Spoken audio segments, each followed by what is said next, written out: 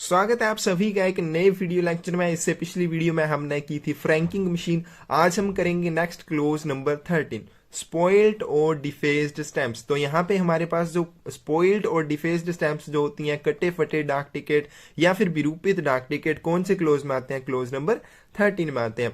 अब यहाँ पे हमारे पास पहले क्या बोला गया कि note allowed in payment of postage, डाक भार के भुगतान के लिए हम कौन कौन सी चीजों का यूज नहीं कर सकते हैं, कौन कौन सी स्टैंप्स जो हैं उनका यूज नहीं कर सकते हैं। तो पहले सबसे बोला गया कि ओब्लिटरेटेड, अगर कोई भी डाक टिकट है जो तिरस्कृत है उसका यूज पेमेंट ऑफ पोस्टेज के लिए नहीं किया जाएगा। डिफेस्ड है मतलब कि उसको विरूपित किया गया या खंडित किया गया, तो इसका मतलब होता है कि अगर उसके ऊपर स्टैंप लगा के उसको कैंसिल किया गया या फिर उसको रेड पेन से मार्क करके या फिर ब्लू पेन से उसको मार्क करके डिफेस किया गया हो, ऐसे पोस्टेज स्टैंप्स का यूज भी नहीं करेंगे। Torn cut overprint separated from embossed envelopes, embossed envelope आपके वो लिफाफे होते हैं जिनके ऊपर डाक टिकट पहले से ही छपा हुआ होता है, ठीक है, इसको अलग से नहीं चिपकाया जाता है, वो उसके बीच में ही छपा होता है, तो वो अलग किया हुआ। मान लीजिए एम्बोस्ड एनवलप से आप कोई भी पोस्टेज स्टैंप्स अलग कर लेते हैं और फिर उसका यूज करते हैं, तो इस ऐसा भी आप नहीं कर सकते हैं, ये भी अलो नहीं है। तो इन सभी का आप पेमेंट ऑफ पोस्टेज के लिए यूज नहीं कर सकते हैं। आपका obliterated, defaced, torn cut over print या फिर एम्बोस्ड एनवलप से अलग किए गए आप डाक टिकट का यूज पेमेंट ऑफ पोस्टेज के लिए नहीं कर सकते हैं। Special registration envelopes provided by post office can not use for unregistered articles। तो ये हमने पहले भी वीडियो में किया है कि जो स्पेशल रजिस्ट्रेशन एनवलप्स होते हैं ये पोस्ट ऑफिस के द्वारा प्रोवाइड करवाए जाते हैं और इनका यूज अनरजिस्टर्ड आर्टिकल्स को भेजने के लिए हम नहीं कर सकते हैं। Using for payment of postage और पोस्टल फी, तो यहाँ पे बोला गया है कि जो आपकी पेमेंट ऑफ पोस्टेज है यानी कि डाक भार का भुगतान है या फिर आपका जो डाक शुल्क है उसको पे करने के लिए with intent to cause loss to central government a stamp that has already been used for that or any other purpose। तो ऐसा अगर कोई भी स्टैंप है जो पहले ही किसी और पर्पज के लिए, किसी और उद्देश्य के लिए जिसका यूज किया जा चुका हो, तो इससे क्या होगा? सेंट्रल गवर्नमेंट का लॉस होगा, नुकसान होगा। तो इस उद्देश्य से आप कोई भी डाक टिकट का यूज करते हैं, offence under Indian penal code, तो ये हमारे पास भारतीय दंड संहिता के अंदर क्या आता है? अपराध है। इसको हम अपराध माना जाएगा कि अगर कोई ऐसे स्टैंप का यूज करता है जो पहले से ही किसी अन्य पर्पज के लिए यूज हो चुका हो। नेक्स्ट आता है क्लोज नंबर 14, फिक्टिशियस स्टैंप्स, नकली डाक ticket, manufacture and use prohibited. तो फिक्टिशियस स्टैंप्स जो नकली डाक टिकट होते हैं इनका निर्माण और इनका यूज प्रोहिबिट है, निषिद्ध है, आप नहीं कर सकते हैं।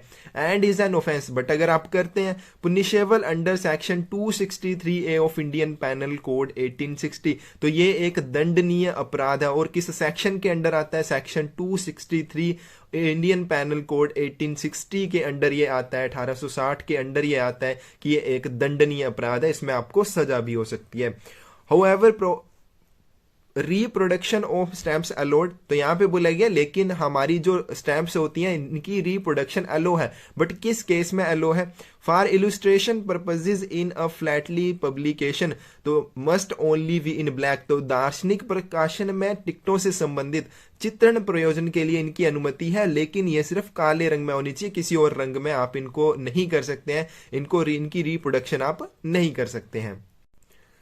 अब आता है क्लोज नंबर 15, पैकिंग से संबंधित है। पैकिंग का मतलब कि आप किसी भी आर्टिकल को किस तरह से पैक करेंगे, उसको किस तरह के कवर में पैक करना चाहिए, तो ये वाला इस क्लोज में आएगा। तो यहाँ पे हमारे पास क्या बोला गया कि एवरी लेटर, पैकेट और parcel stamped with date stamp of at least 2 post office, very very important ये लाइन है हमारे पास कि प्रत्येक पत्र के ऊपर, पैकेट के ऊपर, पार्सल के ऊपर कम से कम 2 डाक घरों की जो दिनांक मोहर होती है, जो तारीख वाली मोहर होती है, वो लगी हुई होनी चाहिए। और ये 2 पोस्ट ऑफिस जो है कौन कौन से होंगे? एक बुकिंग पोस्ट ऑफिस होगा और दूसरा डेस्टिनेशन पोस्ट ऑफिस होगा। अगर ये इससे ज्यादा पोस्ट ऑफिस होंगी तो इंटरमीडिएट पोस्ट ऑफिस की स्टैंप इसके ऊपर लगी होनी चाहिए।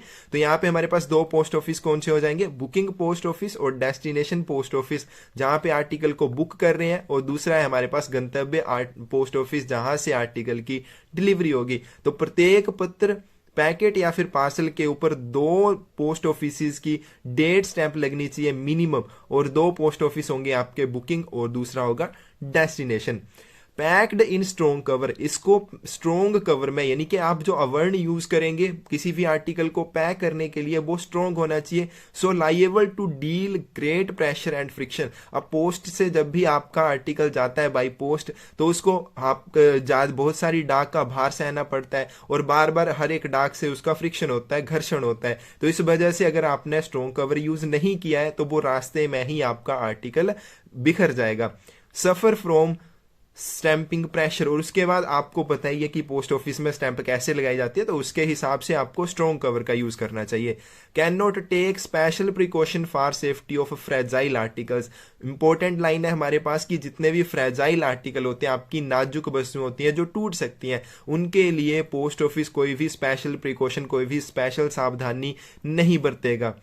Wax cloth used for protection of parcel packet और letter used as an inside cover. अगर वैक्स क्लोथ का यूज कर रहे हैं किसी भी पार्सल पैकेट या फिर लेटर की प्रोटेक्शन के लिए, उसकी सुरक्षा के लिए, तो इसको इनसाइड कवर की तरह यूज करना चाहिए, ना कि आउटसाइड कवर की तरह।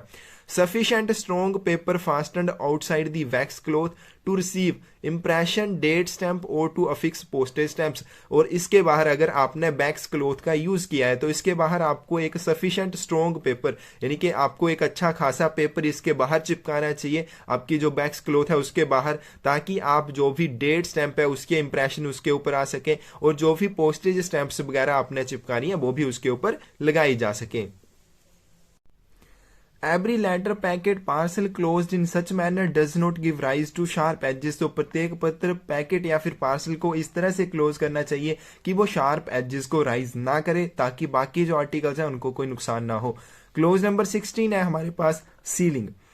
Public advised not use to sealing wax seal outside unregistered letters and packets. जनता को यह सलाह दी जाती है कि वो आपके जितने भी अनरजिस्टर्ड लेटर्स हैं या फिर पैकेट्स हैं उनको बंद करने के लिए सीलिंग वैक्स का यूज ना करे, और अगर जरूरी है, if necessary, piece of tissue और thin paper laid on backs. अगर जरूरी है तो उसके बाहर आपने जो बैक्स का यूज किया है उसके बाहर आपको एक टिश्यू का या फिर पेपर का पतला पीस जरूर चिपकाना चाहिए। Precaution necessary in case articles for foreign countries. और ये वाली जो सावधानी है ये हमारे पास जितने भी फॉरेन आर्टिकल्स हैं उनके लिए नेसेसरी है, उनके लिए जरूरी है। क्लोज नंबर 17 है हमारे पास पोस्टिंग ऑफ कॉइन्स, सिक्कों की posting. Coins, bullions, precious stones, jewellery, articles of gold और सिल्वर, करेंसी और बैंक नोट्स। तो ये हमारे पास जितनी भी चीजें, आपके कॉइन्स हो गए जो सिक्के होते हैं, बुलियंस, आपके प्रीशियस स्टोन्स कीमती पत्थर, आभूषण हो गए, या फिर ऐसे आर्टिकल्स जो गोल्ड या सिल्वर के बने हैं, सोने या चांदी के बने हैं, करेंसी या फिर बैंक नोट्स, इन सारी चीजों को आप कैसे भेज सकते हैं? Can be sent by the inland post only insured. अगर आप इनको भेजना चाहते हैं थ्रू पोस्ट तो इनको सिर्फ इंश्योर्ड करवा के, इनका बीमा करवा के ही इनको भेजा जा सकता है। बट अगर आप ऐसा नहीं करते हैं, risk of losing their property and also expose of temptation every person through whose hands article pass. तो इससे क्या होता है कि अगर आप इन आर्टिकल्स को बिना इंश्योरेंस के भेज देते हैं, मान लीजिए किसी आर्टिकल में आपने कोई ज्वेलरी भेज दी है, अब रास्ते में क्या होगा कि किसी व्यक्ति के हाथ से, जिन भी व्यक्तियों के हाथ से वो आर्टिकल पास होगा वो उसमें से उन सामान को निकाल भी सकते हैं। तो इससे क्या होगा, वो अपनी प्रॉपर्टी को खो भी सकता है। तो इसलिए इनकी इंश्योरेंस करवा के ही इनको बाई पोस्ट भेजना चाहिए। अब यहाँ पे हमने जैसे पढ़ा कि आर्टिकल्स ऑफ गोल्ड और सिल्वर, ये वाली चीज आर्टिकल ऑफ गोल्ड और सिल्वर, तो इसका क्या मतलब है? आर्टिकल्स मेड होली और पार्शली ऑफ गोल्ड और सिल्वर, ऐसे आर्टिकल्स जो पूरी तरह से या फिर आंशिक रूप से पार्शली गोल्ड या फिर सिल्वर के बने हुए हों, but note coins and electro और अदर प्लेटेड गुड्स। बट इसके अंदर आपके जो कॉइन्स होते हैं, सिक्के होते हैं, या फिर इलेक्ट्रो या फिर दूसरी तरह का सामान इसके अंतर्गत नहीं आएगा। अब एक्सप्रेशन कॉइन, जब हमने कॉइन किया उसका क्या मतलब है? Note include cut counterfeit coins remitted on behalf of currency department and minutes. तो करेंसी डिपार्टमेंट के बिहाफ के ऊपर जिन कॉइन्स को रिमिट किया गया है, मना किया गया हो, उनको नहीं भेजा जा सकता है, बाकी कॉइन्स हम भेज सकते हैं। Expression currency notes, currency notes में क्या नहीं आएगा हमारे पास? नोट इंक्लूड डिफेस्ड नोट्स, जो विरूपित किए हुए नोट्स हैं वो नहीं होने चाहिए। Remitted on behalf of currency department, currency department के बिहाफ से, उसकी तरफ से जिनको मना किया गया है, रिमिट किया गया है। और उसके बाद है हमारे पास ज्वेलरी। तो आभूषण में हम क्या आएगा इसमें, include watches the cases of which are entirely और mainly composed of gold, silver और प्लेटिनम। तो ऐसी घड़ियां जिनके खोल पूरी तरह से या फिर मुख्य रूप से सोने, चांदी या फिर प्लेटिनम के बने होते हैं, वो आएंगे हमारे पास ज्वेलरी में। नेक्स्ट क्लोज है हमारे पास क्लोज नंबर 18, लेटर बॉक्सेस। आपकी जो पत्र पेटियां होती हैं, fully prepaid letters, post cards, inland letter cards और packets may be posted in letter boxes but machine franked articles can not be posted in letter boxes. तो मैंने एक वीडियो में पहले भी बताया था कि लेटर बॉक्स और पोस्ट बॉक्स दो अलग अलग चीजें हैं, दोनों में आपको फर्क ध्यान में रखना है। तो लेटर बॉक्सेस जो होते हैं इनमें आप अपनी डाक को पोस्ट कर सकते हैं, और जो आपके पोस्ट बॉक्स होते हैं उनमें आप अपनी डाक को प्राप्त कर सकते हैं। तो फुली प्रीपेड आपके पत्र यानी कि जिनका भुगतान पूरी तरह से किया गया हो, लेटर्स हो गए, चाहे वो पत्र कार्ड होंगे, पोस्ट कार्ड हो जाएंगे, इनलाइन लेटर कार्ड या फिर पैकेट्स, इनको लेटर बॉक्सेस में पोस्ट किया जा सकता है। बट जो मशीन फ्रैंक्ड आर्टिकल्स होंगे उनको लेटर बॉक्सेस में पोस्ट नहीं कर सकते हैं। ये इंपॉर्टेंट पॉइंट है, ध्यान में रखना है। क्लोज नंबर 19 है posting in special letter boxes. अब कुछ एक लेटर बॉक्सेस होते हैं जो स्पेशली किसी एक स्पेसिफिक लेटर को पोस्ट करने के लिए होते हैं, जैसे letter boxes marked for letters only. अगर किसी भी लेटर बॉक्स के ऊपर लिखा गया है फॉर लेटर्स ओनली, तो उसमें आप सिर्फ लेटर्स और पोस्ट कार्ड ही पोस्ट कर सकते हैं, इसके अलावा दूसरा कोई आर्टिकल आप उसमें नहीं डालेंगे। Special letter boxes for posting QMS, quick mail service and air mail articles. तो स्पेशल लेटर बॉक्सेस जिनके ऊपर लिखा गया है QMS या फिर एयर मेल आर्टिकल्स लिखा गया है, तो उनमें आप क्या पोस्ट कर सकते हैं, तो इस only for posting such classes of article. तो इसी प्रकार की क्लास के आर्टिकल को, यानी कि एयर मेल आर्टिकल्स या फिर क्विक मेल सर्विस वाले आर्टिकल्स ही आप इनमें पोस्ट कर सकते हैं। Other articles posted in such special letter boxes liable to detention. अगर कोई और तरह का आर्टिकल आप इन स्पेशल लेटर बॉक्सेस में डालते हैं तो उसको क्या किया जाएगा, रोक के रख लिया जाएगा, वो रोकने योग्य होगा। QMS articles where full pin below name of the town of destination. जो आपके क्विक मेल आर्टिकल सर्विस वाले आर्टिकल्स होंगे उनमें क्या होगा, उसके आपके फुल पिन कोड देना होगा below name of town of destination. तो जो भी आपका टाउन ऑफ डेस्टिनेशन होगा, गंतव्य का जो भी कार्यालय होगा, उसके नाम के नीचे आपको पूरा पिन कोड जरूर लिखना है। नेक्स्ट बोला गया है हमारे पास presentation of large official and other letters in bulk at window of ban और पोस्ट ऑफिस। तो बड़ी संख्या में, लार्ज नंबर में आप क्या करते हैं, ऑफिशियल या फिर दूसरे लेटर्स जो होते हैं उनको खिड़की पर या बैन की खिड़की पर या फिर पोस्ट ऑफिस में अगर कोई लेके आता है तो यहाँ पे क्या किया जाएगा, large official other letters owing to their size can not posted in letter boxes received by hand at window. तो यहाँ पे बोला गया कि हमारे पास अगर कोई भी ऑफिशियल आर्टिकल है, चाहे दूसरा आर्टिकल है यानी कि अनऑफिशियल आर्टिकल है, वो अपने साइज की वजह से यानी कि उसका साइज जो है वो बड़ा है, उसको लेटर बॉक्स में नहीं रख सकते हैं। तो received by hand at window, तो उसको विंडो पर, पोस्ट ऑफिस की विंडो पर बाय हैंड रिसीव किया जाएगा। No objection by post office to receive these article. और पोस्ट ऑफिस का इस चीज के लिए कोई ऑब्जेक्शन नहीं होगा, उसको ये आर्टिकल्स एक्सेप्ट करने ही पड़ेंगे। नेक्स्ट है clause number 21, articles require special treatment. ऐसे आर्टिकल जिनके लिए स्पेशल ट्रीटमेंट की जरूरत होती है। Registered letters, insured articles, VP articles must be present at post office at least half an hour before time fixed for closing of any particular mail. तो post office में हर एक डाक को पोस्ट करने के लिए एक निर्धारित समय होता है, और अगर आपने रजिस्टर्ड लेटर, इंश्योर्ड आर्टिकल या फिर VP आर्टिकल को पोस्ट करना है तो उस निर्धारित समय के कम से कम आधा घंटा पहले आपको उसको पोस्ट ऑफिस में लेके आना है। Search articles clearly marked registered insured VP for rupees eight top of address head. और ये जितने भी आर्टिकल हैं, चाहे रजिस्टर्ड हो, इंश्योर्ड हो या VP आर्टिकल हो, उनके ऊपर आपको क्लियरली ये लिख देना है कि ये रजिस्टर्ड आर्टिकल है, इंश्योर्ड आर्टिकल है, या फिर अगर VP आर्टिकल है तो VP फॉर रुपीज कितने रुपए के लिए आप उसको भेज रहे हैं। ये सारी चीजें क्लियरली आपको एड्रेस साइड के ऊपर मेंशन करनी है। Airmail articles wearing high value adhesive postage stamps. तो अगर एयरमेल आर्टिकल है जिसके ऊपर आपकी जो स्टैंप्स लगी हुई हैं वो हाई वैल्यू की हैं, उनको चिपकाया गया है, present at counter of post office और मेल ऑफिस, तो उनको भी पोस्ट ऑफिस या फिर मेल ऑफिस के काउंटर पर लेके आपको आना है। Stamps defaced in the presence of sender, then onward transmission, और जो उनके ऊपर स्टैंप्स लगी होंगी उनको सेंडर की प्रेजेंस में, उसकी देख रेख में उनको विरूपित किया जाएगा और उसके बाद उनका ऑनवर्ड ट्रांसमिशन किया जाएगा, उनको आगे भेजा जाएगा। क्योंकि आपके पास ये हाई वैल्यू स्टैंप्स होंगी तो इनको निकाल भी सकते हैं, बट अगर इनको डिफेज कर दिया तो निकालने का कोई फायदा नहीं रहेगा, इसलिए इनको डिफेज किया जाएगा सेंडर की प्रेजेंस में। डिजायरेबिलिटी ऑफ पोस्टिंग अर्ली, अब यहाँ पे हमारे पास कि किसी भी डाक को पोस्ट करना जल्दी से जल्दी, यानी कि अर्ली उसको जल्दी पोस्ट करने का क्या फायदा आपको मिलता है।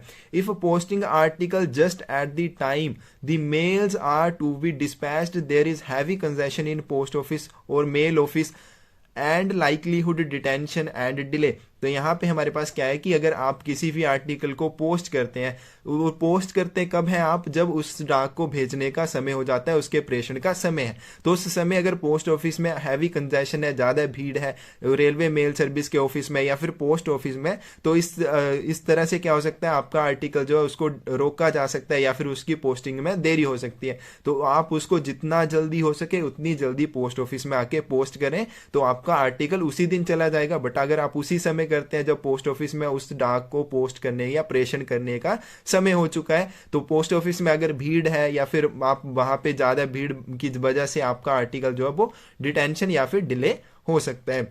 Public advised post office post as early in the day as possible, उसके बाद हमारे पास कि जनता को यह सलाह दी जाती है कि वो पोस्ट करने के लिए जितना जल्दी हो सके दिन में उसको पोस्ट कर दे। मैनर ऑफ अफिक्सिंग पोस्टेज स्टैंप्स, डाक टिकट चिपकाने का जो नियम है या तरीका है, किस तरह से आप किसी भी आर्टिकल के ऊपर पोस्टेज स्टैंप्स को चिपकाएंगे। Completely adherent to the article itself, तो ये आर्टिकल के साथ बिल्कुल चिपका हुआ होना चाहिए। ये नहीं है कि आपका एक कोने से नहीं चिपका हुआ है, दूसरे कोने से चिपका हुआ है, तो इसको बिल्कुल आप अच्छी तरह से चिपकाएंगे। Stamp should be affixed to right hand top corner of address side, जिस साइड आपका पता लिखा गया है उसी side right hand top corner के ऊपर, यानी कि आपके दाएं हाथ के ऊपरी कोने में आप डाक टिकट कोई भी होगा तो उसको चिपकाएंगे। Non postal stamps, charity stamps, labels, seals, labels, stamps, seals, other which are not postage stamps should not be attached impressed to address side of postal article prohibited। तो ऐसे कोई भी स्टैंप जो पोस्टल नॉन पोस्टल है या फिर आपके charity stamps हैं, लेवल्स हैं या फिर सील्स हैं, जिनका यूज पेमेंट ऑफ पोस्टेज के लिए नहीं किया जा सकता है, उनको आप डाक आर्टिकल के ऊपर नहीं चिपकाएंगे। ये प्रोहिबिटेड है, निषेध है, तो उसको एड्रेस साइड के आप ऊपर नहीं चिपकाएंगे, आप बैक साइड में चिपका सकते हैं। Use of minimum number of postage stamps, डाक टिकट कम से कम यूज करने का आपके पास क्या फायदा होता है।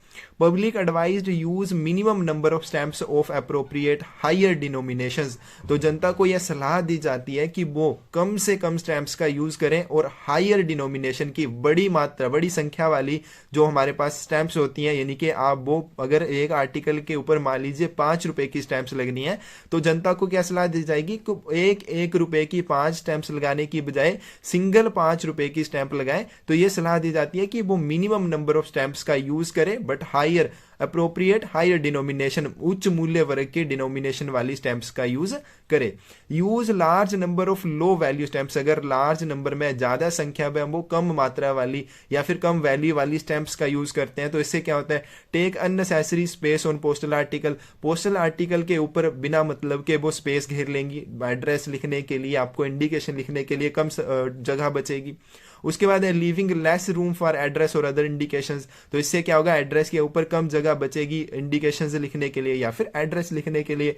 Increase work of post office, जो डाक घर है उसका काम बढ़ जाएगा, और wastage of valuable stamp paper printing charges, तो ये सारी चीजें इसमें आपको हो जाएंगी, ये सारे आपको इसके नुकसान होंगे अगर आप लो वैल्यू स्टैंप्स का यूज करते हैं। तो बाकी आगे आता है हमारे पास method of address, next video में हम करेंगे। तो जितनी भी लाइंस हम पढ़ रहे हैं, ठीक है, ये क्वेश्चन देखिए आपका अगर इसमें से क्वेश्चन पूछा जाएगा तो किस तरह से पूछा जाएगा, तो यहाँ पे क्या पूछ लिया जाएगा कि पब्लिक एडवाइज्ड यूज, तो यहाँ पे फिल इन द ब्लैंक दिया जाएगा, या इस तरह से आपसे क्वेश्चन पूछे जाते हैं। यानी कि हर एक लाइन को आपको बिल्कुल अच्छे से समझना है, तभी आप हर एक क्वेश्चन को अच्छे से कर पाएंगे। Thank you friends.